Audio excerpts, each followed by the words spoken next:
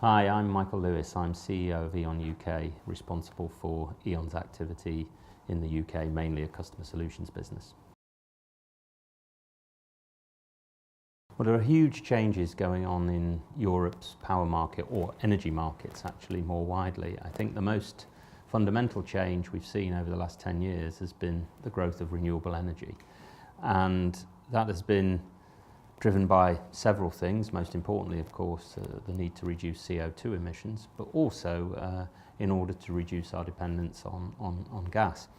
And we've been hugely successful in driving renewable energy costs down, and E.ON was at the forefront of that. We started investing seriously in renewable energy around 10 years ago, where we founded a new division called E.ON Climate and Renewables. And what we did was choose technologies where we thought there was a good prospect of lowering the cost. So it wasn't just about harvesting subsidies, it was about giving ourselves targets to drive down the cost of renewable energy, the so-called levelized cost of energy, which is what we use to measure the full cost of a technology against each other. And we set the target that we would drive the cost down below those of fossil-fired power plants. And we have indeed achieved that with both onshore wind, offshore wind, and with solar. So that has been the first fundamental shift we've seen taking place. Of course, the other big shift now taking place is that we need to decarbonise transport, and we need to decarbonise heating. So in one sense, we've delivered the transition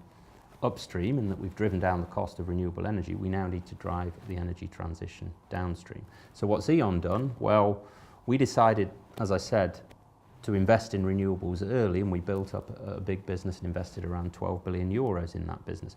What we also did 3 years ago is spin off our fossil-fired energy. So we only have renewable energy in our portfolio now, and the vast majority of the energy we generate is renewable energy. The final step we're doing now is a deal with Energy, one of our rivals in the German market, whereby we will acquire their networks and customers, and they will acquire our renewable business upstream. So we will focus downstream on customers and the networks that connects those customers, and downstream renewable energy like solar PV on roofs. So that's how E.ON is really fundamentally adapting to this change. We've switched from being a vertically integrated energy company with all different kinds of power generation technologies to a customer-focused renewable energy company.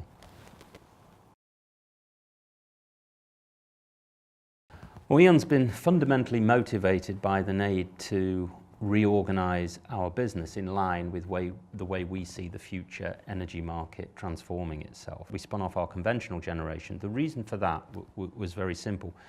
We see two energy worlds emerging at the moment. The one is customer-centric, driven by local energy supply and customers linked together with networks.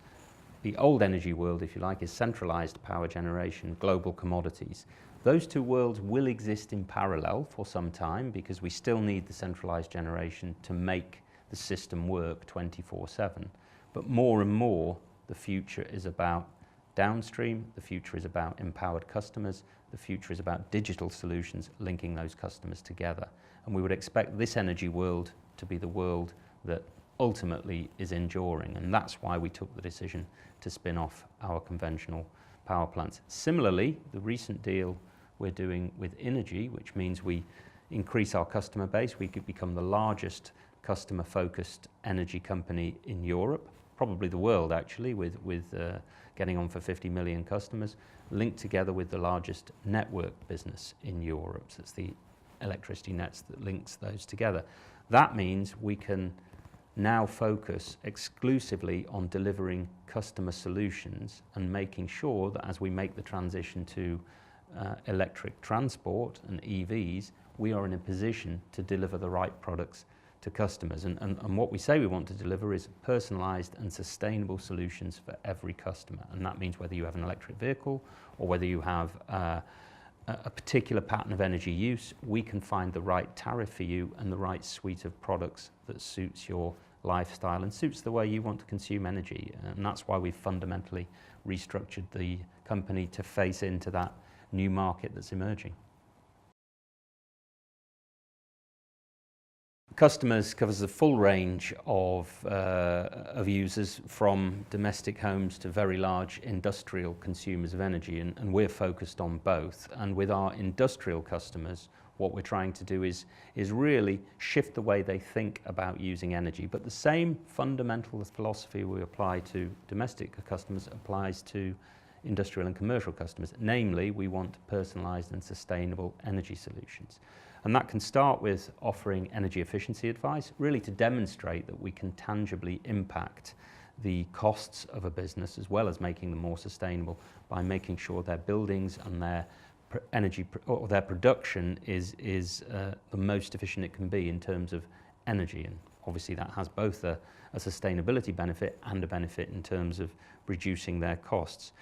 The sustainability part, we're absolutely looking at how we can supply our customers with renewable energy, either through a long-term contract from one of our own wind farms, or indeed through buying renewable energy on the market and supplying it to customers over a long-term deal. And we've recently signed a deal with Britvic actually to provide them with renewable energy for their business for a 3-year period. So the tariff they pay will be exclusively renewable energy, part supplied by E.ON, part supplied by purchases from the market. The fundamental point being, though, that we're helping them develop their position in the market because they want to be ultimately a sustainable consumer brand. In terms of PPAs, long-term PPAs with corporates, I think they're becoming more and more important for those companies that are developing renewable energy businesses, because of course you need a guaranteed price to pay back the cost of investing in the technology. And as government subsidies have fallen away because the cost of renewable energy has fallen, it means you can build the plant competitively, but you still need a long-term offtake so that you know you're going to have a price for that electricity over the long-term period. So we've talked to many industrial buyers of energy, and there are now strong markets for, say, 10 to 15 years where a corporate will commit to buying energy for that period in order to support the development of new capacity. So this goes beyond just buying the energy from the market and sourcing it from existing renewable energy. It supports building new renewable energy schemes in the absence of a government subsidy. And we're seeing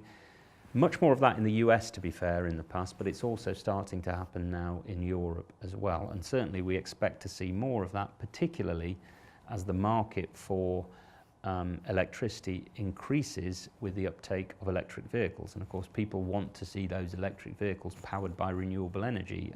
Otherwise you're just transferring the emissions from the internal combustion engine to a power plant. So we've got to make that transition, and corporate PPAs is one of the ways in which we can do that.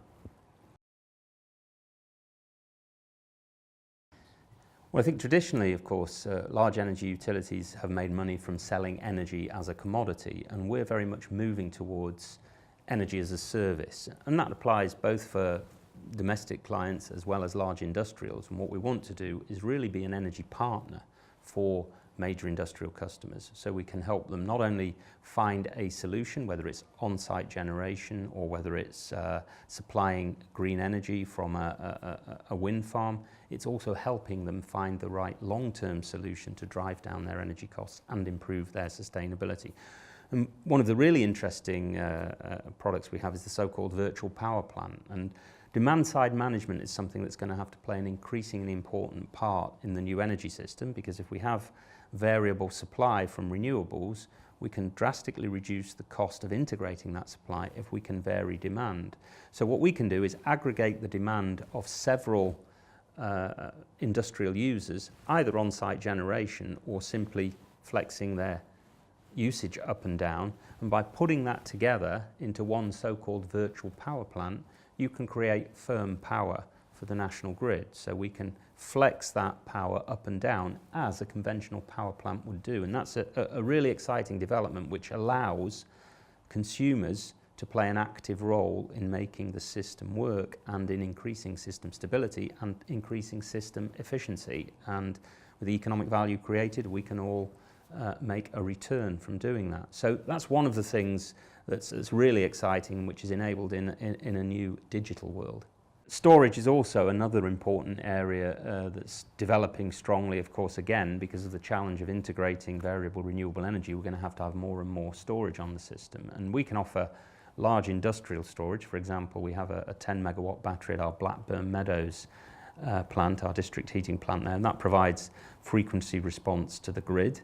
And we also are supplying smaller battery solutions right down to the domestic level, where we offer a solar PV and a battery solution for individual consumers. Now, of course, the battery may or may not make sense. It depends on how much energy they generate and how much they consume themselves. But in many cases it does, and it makes the solar PV better equipped to deal with the demand locally at an individual house. So, yeah, storage is also an important part of the future energy mix, which we're actively driving.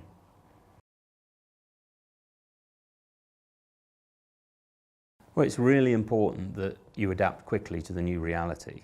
I think we obviously in Europe were driven by strong policy incentives, both at the European level and in the UK at the UK level, with a strong strategic commitment from the EU and from the UK government to drive renewable energy. That enabled us to have confidence to make the right investments into these new technologies, which it was not a foregone conclusion, remember, 10 years ago that offshore wind would be cheaper than a new combined cycle gas turbine. That was because we had a strong policy framework with companies with the capabilities to deliver that investment and to deliver the necessary innovation to drive the cost down. So that has now been achieved. So there's no argument anymore about whether this technology works and whether it's cheaper. It is. So utilities outside of Europe need to adapt to that reality. They need to change their investment priorities to renewable energy and make sure they make the right investments and innovations to ensure that that renewable energy can be integrated into the wider system, which is exactly the challenge we're facing into now in Europe, where we have very large amounts of renewables on the system now. For example, earlier this year we had the first day where there was no coal at all on the system. Since the start of the Industrial Revolution. We've had days where renewables is hitting 30–40% of the total system capacity. So we're facing into those challenges now. I think other countries can anticipate that and learn the lessons from Europe and take on board the solutions we're pioneering here, and they need to. I think the first thing you need is a real clear commitment from the top that the organisation has to change. I think those strong signals, the strong intention from the leadership, as we had at E.ON when we decided to invest in renewables, there was a strong drive. We set up a separate unit and gave it the resources to deliver and made it an important priority for the group by setting ourselves a target to reduce our CO2 emissions. So you need a very strong drive from the leadership and a very strong commitment and a visible commitment in terms of investment to do that. And that carried on through the spin-off of our fossil fuel portfolio. It showed that we're taking a systematic approach, that this is core to the organisational success in the future, and that every decision will be reflected or will reflect this new course. And we did that consistently in E.ON. So I think leadership from the top is one thing. Consistency is critically important as well, and communicating strongly what the role of the group is in the future energy mix. They were all critically important in communicating to our staff about how the group was changing. So I think those things are key to changing the organisation and getting people on board, so to speak, with a new direction. But if I had to name one, it would be leadership from the top.